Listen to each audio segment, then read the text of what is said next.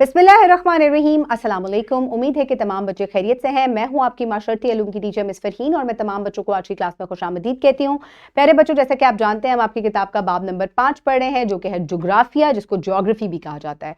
आज मैं आपको जो है इसका हम तज्जिया करेंगे और इसका रिव्यू है। तो ये लेक्चर नंबर 8 है, जिसमें हम जायज़ा करेंगे हिस्सा नंबर अव्वल का, जिसको हम तमाम जिसके हासिलात ताल्लुम मुकम्मल कर चुके हैं। ये तमाम हासिलात ताल्लुम हमने मुकम्मल कर लिए हैं और अब हम एक एक को दोहराएंगे कि हमने किसके साथ क्या चीज़ पढ़ी थी और फिर मैं आपको वर्कशीट दूंगी। तो प्यारे बच्चों, हमने सबसे पहले ग्लोब और नक्शे की जो महारतें हैं उसके बारे में पढ़ा था। कागज़ पर ज़मीन की जोग्राफियाई खसूसियत की नुमाइंदगी को हम नक्शा कहते हैं और बोल्ड्स का मतलब है बॉर्डर, ओरिएंटेशन, लेजेंड, टाइटल और स्केल, जो कि हमें एक नक्शे को स्टडी करने में, पढ़ने में मदद देते हैं।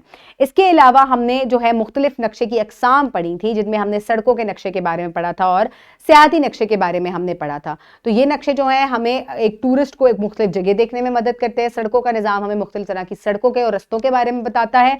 इसके अलावा हमने जो है वो पॉलिटिकल मैप और किसके बारे में, मौसमियाती नक्शे के बारे में और टोपोग्राफिकल मैप के बारे में पढ़ा था। और हमने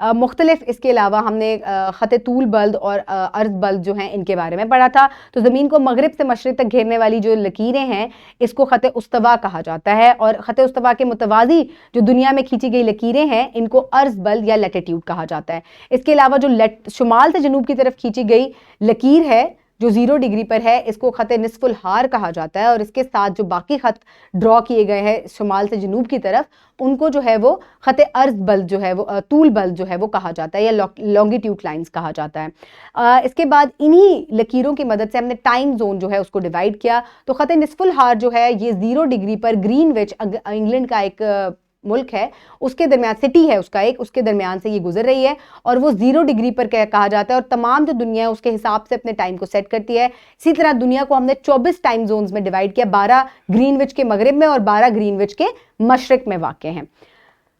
तो प्यारे बच्चों, इसके बाद हमने ग्रिड रेफरेंस के बारे में पढ़ा कि हर घर और हर जगह का एक महल्ले वकू होता है। इसी तरह दुनिया में नक्शे के ऊपर जब हम किसी जगह को लोकेट करना चाहते हैं, उसका क्या महल्ले वकू है, किस डायरेक्शन में वो वाक़ है, तो इसके लिए हम ग्रिड हवाला जो है उसका इस्तेमाल करते हैं और ये ग्रिड हवाला जो है ये तूल बर्द और अर्ज बल्द की जो लकीरें हैं उनके हिसाब से जो है वो बनाया जाता है।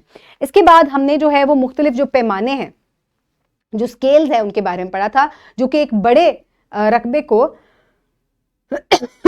छोटी जगह पर समेट देते हैं और फिर हम उसको छोटे स्केल्स में इस्तेमाल करते हैं और उनको बड़े स्केल के साथ जो है वो उसकी मुनासबत दे देते हैं। तो इस तरह के जो स्केल्स हैं उनमें 3 तरह के स्केल्स हैं, खती पैमाना, इबारती पैमाना और कसरी पैमाना।